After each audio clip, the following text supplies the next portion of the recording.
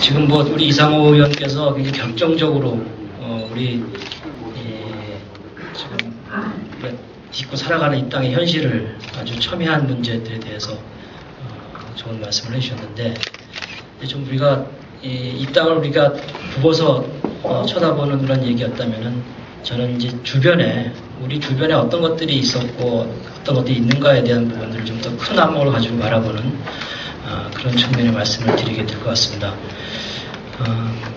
혹시 여러분 요새 뿌리 깊은 나무라는 그 드라마를 보고 계신지 모르겠습니다. 세종대왕의 한글 창제 직전에 조정 내에서의 그 암투와 그다음에 또 세종대왕의 의지, 이런 부분들을 그리고 있는 드라마 같은데, 저도 얼마 전에 보기 시작을 했습니다.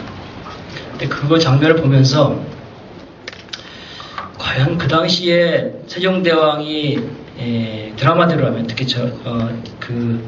이 백성을 어여삐 여겨서 그들의 고통을 덜어주기 위해서 나란 말씀을 만드는 일을 하고 있었는데요. 저기 뭐 시골에 있는 어디라고 할까요? 저기 충남 서산이라고 할까요? 아니면은 경남 진해라고 할까요? 아니면 강원도 평창이라고 할까요? 거기 있었던 그 백성들이 과연 얼마나 하루하루를 얼마나 어떤 생활을 가지고 살 것인가라는 생각을 해봤습니다. 이 조정에서는 거대한 일들이 벌어지고 있지만은 이 마을에 살고 있는 촌부들은 아마 하루하루 먹고 살고 자기 자식 건사하고 또 마을 사람들과 부딪히면서 발생된 여러 가지 그런 얘기들, 그런 일들에만 파묻혀서 살고 있었을 겁니다. 나라의 일, 더 나아가서 세계의 일이라는 부분들은 그들의 그 안중에는 없었겠죠. 그래서 어떤 철학자는 얘기를 합니다. 옛날에 과연 그런 시대에 그 백성들에게 국가라는 관념이 있었겠느냐. 사실은 국가라는 관념은 우리가 역사 속에서 고조선부터, 우리나라로 치면 고조선부터 쭉 나라라는 이름을 명명해서 백제, 신라, 고구려, 조선 이렇게 이름을 지어왔습니다만은, 그리고 그걸 갖다 국가라고 얘기하고 있습니다만은, 보다 많은 그 대중들은, 보통의 사람들은 국가라는 개념을 갖고 살지 않았을 것 같습니다. 그냥 그 나라의 나라님, 임금님이 계시다는 생각 정도 했었겠죠. 나의 위치는 뭔가, 세계에는, 국제사회는 나에게 어떤 영향을 미치고 있는가, 또 나는 어떤 영향을 미치고 있는가, 이런 생각을 가지고 여러분들이 활동하지는 않으셨을 겁니다. 우리 앞에 닥친 문제, 그리고 우리가 함께 해결해야 될 문제, 우리 이 사회 안에서, 이 대한민국이라는 이 사회 안에서의, 이 국가 안에서의 문제를 해결하기 위해서 우리가 그동안 관심을 기울였던 것이 아마 사실일 겁니다. 우리의 개념에는 그러한 전 세계적인 관점이라는 부분들은 아마 없었을 것입니다. 몇 년 전부터 유명 연예인들이 아프리카나 서남아시아에 가서 봉사활동을 하고, 많은 저개발 국가들의 아동들, 또 더 장애인들, 또 어려운 처지에 있는 분들을, 이런 사람들 지원하는 그런 봉사활동의 모습들을 많이 보여주고 있습니다. 우리 심심치 않게 언론을 통해서 매스컴을 통해서 보고 있습니다. 몇 년 되지 않은 그런 모습일 겁니다. 그래서 많은 사람들이 다녀오고 있고, 또 많은 단체들, 또 민간 차원에서도 여러 조직들이, 여러 기관들이 이러한 활동을 펼치고 있습니다. 지금 이제 여러분 보신 이 장면은 그 월드비전의 홈페이지에 나와 있는데 제가 좀 빼서 캡처해서 지금 실었습니다만은, 이 월드비전 같은 데가 아주 선구적인 그런 활동을 해왔죠. 이런 연예인들이, 유명한 사람들이 가서 이런 도움을 주고 오다 보니까 이런 얘기들이 있었죠. 우리나라 사람들도 어려운데, 우리나라 아동들도 어렵고, 우리나라 장애인도 어려운데, 굳이 뭐 그런 나라 가서, 거기까지 가서 도움을 줄 필요가 뭐가 있겠냐라는 얘기를 하는 사람들도 있었습니다.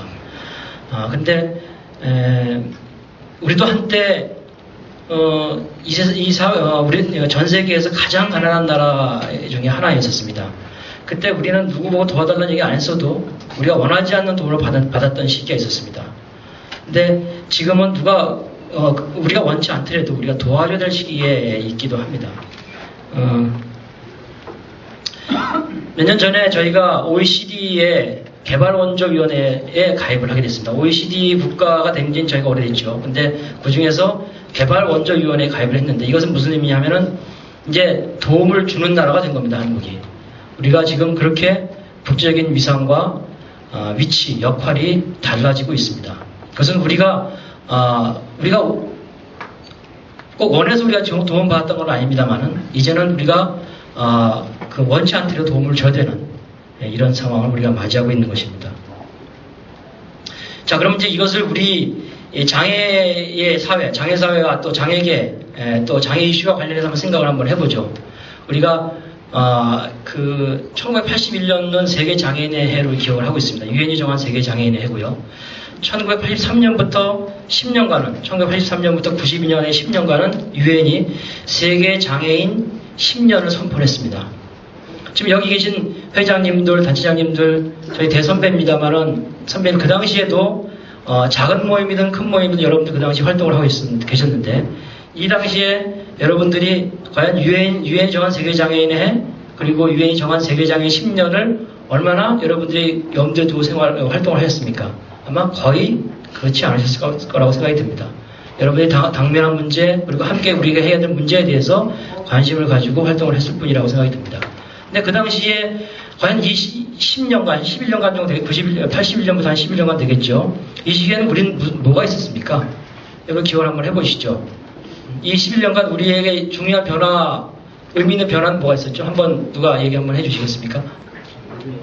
올림픽 있었죠. 예, 장애인 올림픽, 서울 올림픽과 함께 장애인 올림픽, 그리고 장애인 올림픽을 거부했던 장애계의 그 큰 저항 운동이 기억이 납니다. 또 한 가지 뭐가 있었을까요? 예, 지금 뭐 몇 가지 중요한 것만 기억해내면은 1981년도에 저희가 심신장애자 복지법을 만들었습니다. 예, 한국 정부가 최초로 장애를 위한 정부 정책을 입법한 겁니다. 그 법 자체에 여러 가지 논란이 여기가 있지만은 법을 만들었죠. 그리고 83년부터 세계장애인 10년이 선포가 되고 80대 중반에 아까 잠깐 이상 의원도 얘기했습니다만은 제가 보기에는 우리나라에서 최초로 사회운동의 개념으로 장애인 운동이 시작됐던 시기가 1980년대 중반입니다. 예. 그리고 1989년에 장애인 복지법으로 심신장애자 복지법이 전면 개정해서 지금 현재의 모습의 틀을 갖추게 됐고요. 그 다음에 장애인 고용촉진법이 또 그 시기에 만들어졌습니다. 아마 이것이 중요한 이 시기의 변화였다고 생각이 듭니다. 그리고 지금 이제 사진에 나왔습니다. 이게 제가 갖고 나온 책인데 인권과 장애라는 책이 발간이 됐습니다. 이것이 1992년에 발간이 됐고 고 이익섭 교수님께서 번역을 하셨고 원본은 이것이 유엔에서 발간한 겁니다. 그 시기에 유엔은 인권이라는 개념을 전 세계에 던지고 있습니다. 인권과 장애라는 얘기를. 그러니까 저희가 뭐 생존권, 직업을 가질 권리 이런 것들을 그 당시에 젊은 사람들 또 장애에서 많이 얘기했습니다만은 보편적인 인권의 개념을 이런 과제를 그리고 또 화두를 유엔은 던지고 있었습니다. 이 시기에. 그리고 세계장애인 10년이 끝난 다음에 아시아태평양 지역은 이것을 받아서 아시아태평양 지역의 장애인 10년을 선포하기 시작합니다. 그것이 1차 아태장애인 10년이 93년부터고 그 다음에 2차 아태장애인 10년이 2003년부터입니다. 그래서 현재 2차 아태장애인 10년이 진행이 되고 있습니다. 그래서 이건 전 세계적인 이슈에서 아태장애인 이슈로 이제 초점을 맞춰가게 되는 것이죠. 아시아태평양 지역은 56개의 나라들이 회원국으로 가입이 되어 있습니다. 예. 이 56개 회원국이 가입된 나라에 장애인이 전 세계 장애인의 3분의 2를 차지하고 있습니다. 그래서 그리고 이 장애인들이 절대 빈곤에 있는 장애인들이 대다수죠. 그래서 이 아태장애인 10년은 또한 우리에게 또 많은 부분들을 시사점을 던져줬습니다. 이 시기에 뭐가 있었는지 한번 생각을 해보시기 바랍니다. 장애인 편의증진법이 만들어졌고요. 그 다음에 국가정책조정회의라는 것도 있었고요. 그 회의가 지금 조정위원회가 아직까지 존속이 되고 있어요. 이건 아태장애인 10년에서 이제 제한된 사안입니다. 그 다음에 우리가 소중하게 기억하는 이 시기에 차별금지법도 제정이 됐고, 저희가 장애인 권리협약도 비준을 했습니다. 그리고 이 시기에 많은 중요한 변화도 있었는데 나중에 몇 가지 더 강조해서 말씀을 드리죠. 그래서 이러한 시기에 국제사회는 장애인의 인권을 증진하기 위한 여러 가지 노력들을 펼쳐왔고, 동시에 이 지난 30년간 한국 사회도, 한국의 장애인 정책도 많은 변화가 있었습니다. 그리고 그것이 영향을 줬는지 안 줬는지에 대한 좀 더 전문적인 분석이 있어야 되겠습니다만은, 아마도 국제사회가 장애인의 인권과 장애인의 삶을 위해서 제시했던 그런 방향성과 내용들이 하나하나씩 우리 사회에 우리의 것으로서 하나하나 자리 잡아갔던 시기가 동시에 이 시기이기도 합니다. 1970년대에 울펜스버거라는 학자가 얘기했습니다. 장애인은 가장 정상적인 환경에서 살아가야 한다. 그래야 이 사회에서 가치가 떨어진 그런 낙오자로 살지 않게 된다라는 굉장히 단순합니다만은 그러한 개념의 정상화 이론을 얘기합니다. 울펜스버거는 미국과 유럽에서 대단히 그 시설이 갖고 있는 폐해들을 목격을 하면서 장애인을 정상적 환경에서 살아가게 해야 된다는 부분을 얘기했습니다. 이 정상화 이론은 우리나라의 제경 90년대 초반에 90년대에 들어서면서 소개가 되기 시작했고요. 이 정상화 이론은 많은 학자 전문가들 그리고 그 장애인의 그 복지 서비스 현장에 있었던 종사자들에게 전달이 돼서 그 결실을 맺어왔습니다. 가장 중요한 변화의 모습들이 장애인 시설들이 대규모 그리고 낙후된 그런 시설에서 좀 더 쾌적하고 소규모화되고 가정적이고 지역사회와 소통하는 그리고 다양한 경험을 할 수 있는 그런 프로그램을 가지고 있는 시설로서 변화된 모습을 가지기 시작한 것이 바로 이 정상화 이론을 통해서였다고 저는 생각을 합니다. 그 다음에 또 한 가지 중요한 이 시기에 있어서의 우리가 국제사회와 소통하면서 맺었던 결실 중에 하나는 바로 자립생활입니다. 지금 이 사진은 미국 자립생활 운동의 아버지라고 불리는 에드워드 로치라는 장애인입니다.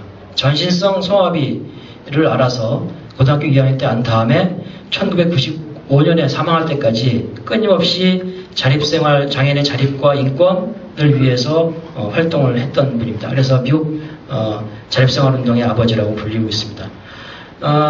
저는 이분을 만나지 못했습니다만은 그분도 함께 했던 많은 또 함께 활동을 했던 동료들을 만날 기회가 있었고요.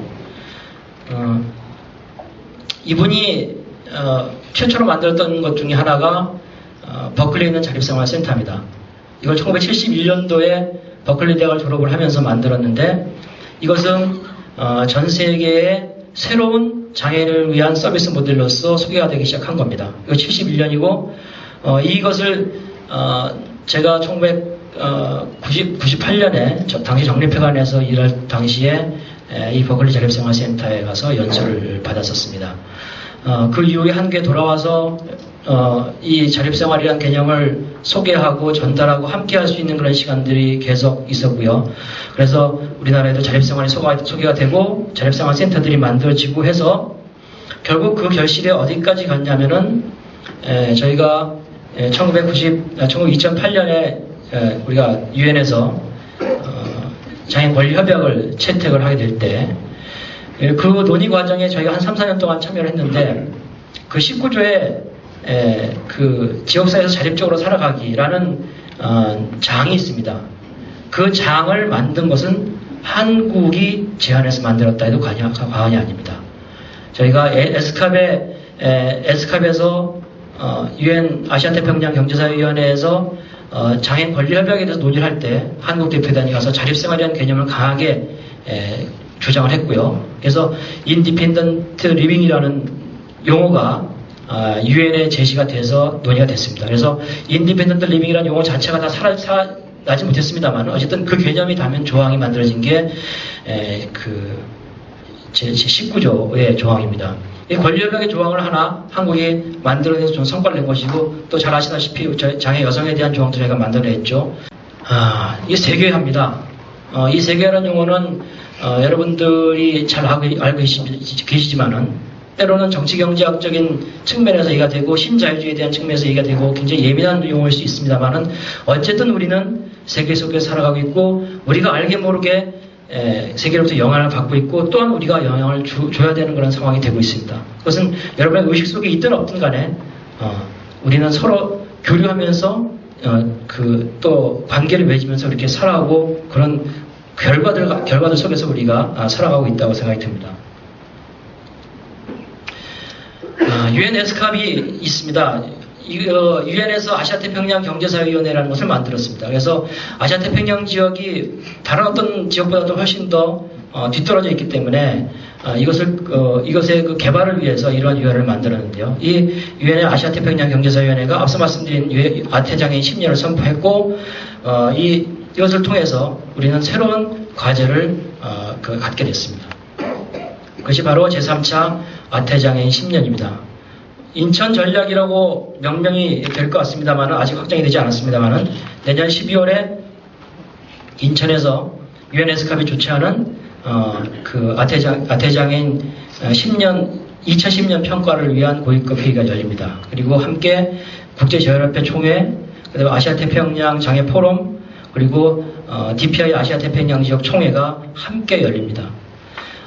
내년도에 열리는 이 회의는 앞서 말씀드린 대로 우리에게 굉장히 큰 의미가 있으면서 동시에 우리에게는 큰 의무와 책임을 부여되는 회의가 될 겁니다.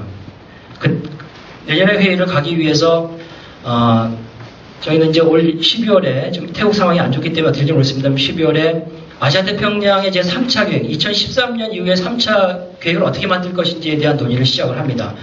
12월에 전문가들이 모여서 회의를 할 거고요. 내년 3월에 정부가 모여서 또 회의를 할 겁니다. 그리고 내년 5월쯤에 에스캅 총회를 통해서 3차 계획에 대한 추진에 대한 공식적인 결정을 하게 됩니다. 그 결정을 하게 되면은 저희가 내년 10월에 인천에서 열린 전체 에스캅 고위급 회의에서 장관급 회의가 될 것 같습니다만 고위급 회의에서 이걸 가지고 우리가 3차 계획을 추진하자라는 것을 확정하게 됩니다. 그리고 그것을 한국이 제안하게 됩니다. 한국 정부가 제안하고 동시에 그것은 한국 장애인계가 제안하는 것과 마찬가지입니다. 제3차 아태장애인 10년의 구호는 Make the Right Real이라고 합니다. 이걸 번역은 장애인 인권 이제 실천입니다. 이렇게 번역을 우리는 했습니다. 이제 장애인 인권, 장애인 권리조약도 우리가 가지고 있고요. 우리 같은 경우는 장애인 차별금지법도 가지고 있습니다. 우리의 이러한 어떻게 보면은 굉장히 추상적인 수 있는 이런 내용들을 이제는 구체화시키고 실천을 해야 되는 것이 우리의 앞으로의 과제로 주어지게 되는 것이고 그것을 제3차 10년에서는 이제는 구체적인 결실로서 실천으로서 실행으로서 우리가 보여주자라는 것을 갖다 제3차 10년에는 하자라는 것이 이제 3차 10년의 슬로건이 되고 있습니다. 제 개인적으로는 중요한 몇 가지 좀 지점이 있었던 것 같습니다. 제 나름대로 그동안 장애인에서 활동을 하면서 앞서 말씀드린 대로 90년대 초반에 정상화 이론을 공부를 하고 그것을 호주에 가서 그 사람들이 그것을 그냥 이론이나 이상적인 것이 아니라 구체적인 실천의 모습으로서 보여줬던 그것이 가능하다는 것을 보여줬던 그런 현장도 제가 보고 오게 됐고요. 그래서 정상화 이론과 그 실천의 가능성들에 대해서 흥분했던 적이 있었습니다. 그리고 90년대 말에 자립생활을 접하고 이것이 바로 장애인 중심의 진정 장애인 중심의 장애인을 위한 정책과 서비스 모델이고 또 진정한 장애인 스스로의 운동이다라는 생각을 가지고 또 흥분한 적이 있었습니다. 이제는 또 하나의 중요한 시점이 온 것 같습니다. 우리가 알든 모르든 간에 우리는 우리 주변 사람, 우리 이 사회 그리고 국제사회로부터 영향을 받고 또 우리가 영향을 주고 있습니다. 그러나 그 영향을 주고받는 것에 대한 부분들은 점점 구체적으로 떠오르고 있고요. 또 한국의 역할이 점점 더 강화돼야 되고 더 높아져야 된다는 그런 과제를 안고 있습니다. 여러분들도 함께 저도 그 길을 가기 위해서 중요한 시작을 하게 될 겁니다. 여러분도 함께 해주시고 함께 우리가 있다는 것을 항상 염두에 주셨으면 좋겠습니다. 감사합니다.